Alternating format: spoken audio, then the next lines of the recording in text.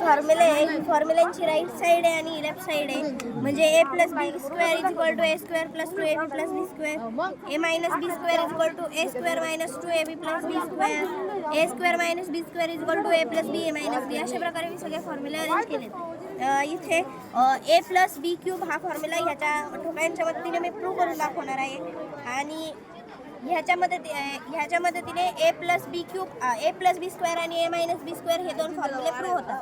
तर a into a is equal to a square, a into B is equal to a B, a into B is equal to a B, b into B is equal to B square. Formula prove झाला आहे. a plus B square a minus B square is equal to a square minus का घ्यायचं, तर ह्याच्यातून आपण काढून टाकले म्हणजे मायनस केले, म्हणून a square minus 2ab plus B square.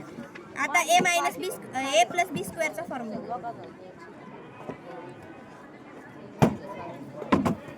a into a is equal to a square, a into b is equal to ab, a into b is equal to ab, b into b is equal to b square. म्हणजे formula prove झालाय. a square plus plus का घ्यायचं, तर आपण ह्याच्यात add केलंय म्हणजे आपण ह्याच्यात घातलंय ते, म्हणून a square minus a square plus 2ab plus b square formula prove झालाय. आता हे a स्क्वेअर का कसं आलं म्हणले, a into a is equal to a square. मग a इंटू एच का बरं, a इंटू a, कारण हा पूर्ण हा स्क्वेअर आहे ना, हा स्क्वेअर आहे ना, ह्याला नाव a दिलंय आणि ह्याला नाव a दिलंय. आपल्याला फॉर्म्युला प्रूव्ह करण्यासाठी त्याला घ्यावंच लागेल ना. म्हणजे चौरसाचं क्षेत्रफळ आहे एचा एक बाजू गुणिले बाजू म्हणून a स्क्वेअर.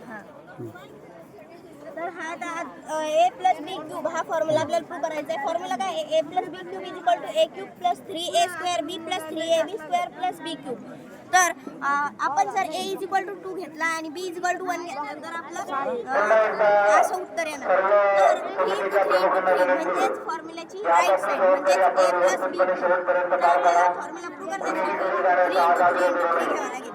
तर हा a 3 into 3 into 1, त्याच्यात अजून एक 3 into 3 into 1 प्लस केला तर बनतो 3 into 3 into 2, आणि अजून एक 3 into 3 into 1 प्लस केला तर बनतो 3 into 3 into 3. तर आपली फॉर्म्युल्याची राईट साईड प्रूव्ह झालेली आहे म्हणजेच 3 into 3 into 3.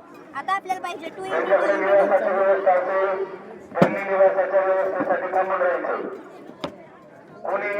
तर हा आहे 2 into 2 into 2. आता आपल्याला पाहिजे 2 into 2 into 1. तो कसा आला म्हटली 2 into 2 into 2, हा 2 into 2 into 2. हां कसं घेतलं, आपण जर हे बघा नाही इथे इकडे सांग. इथं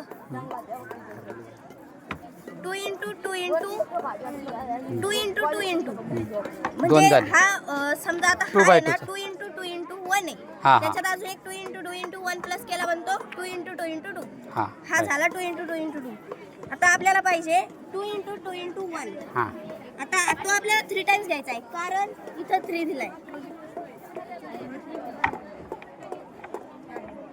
हा झाला 2 into 2 into 1. आता 2 into 2 into 1.